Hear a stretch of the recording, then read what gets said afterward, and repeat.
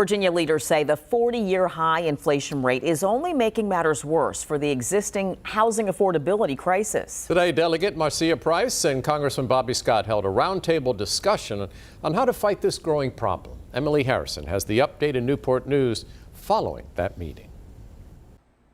It can be no secret that it's hard to find a house or an apartment within affordable means, but Virginia leaders say they met today to try and get ahead on this ongoing issue. In addition to the inflation, it's getting worse, and it's just not the affordability, it's the supply. Congressman Bobby Scott says if there is no availability for housing, then it creates an impossible situation to then find housing that is affordable.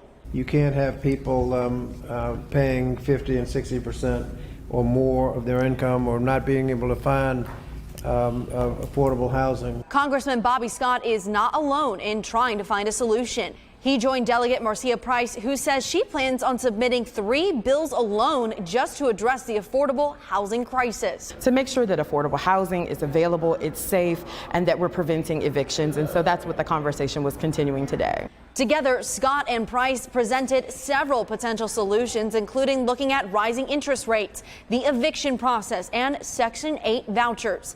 However, Scott says several existing programs like the Choice Neighborhoods could be expanded on. Those grants occurred in Newport News and Norfolk. They're in construction now. So we're looking forward to a lot of low and moderate income housing and economic opportunity. And all draft bill ideas must be submitted by December 1st. Emily Harrison, 13 News Now. According to data from the Mortgage Bankers Association, U.S. mortgage rates, of course, have jumped above 7%, and that's the highest we've seen since 2001. The Virginia NAACP is sounding off about the proposed 2022 model policies for schools. They are set to reverse protections for transgender students in schools. Casey Baylor shares the group's concerns for students across Virginia.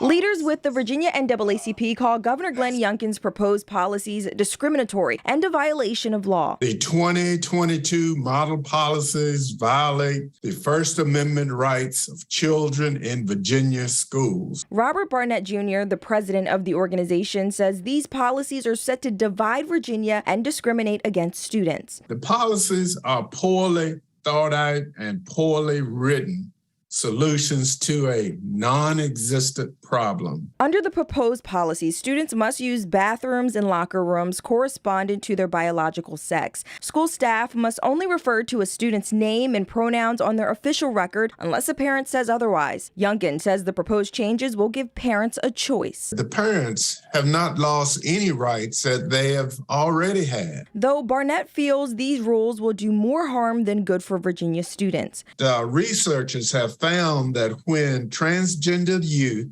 are allowed to use their chosen names, their risk of suicide and depression decreases. Barnett says the biggest concern is that other states will follow these policies. We want to speak out and make sure that all students' rights are protected. I'm Casey Baylor for 13 News Now.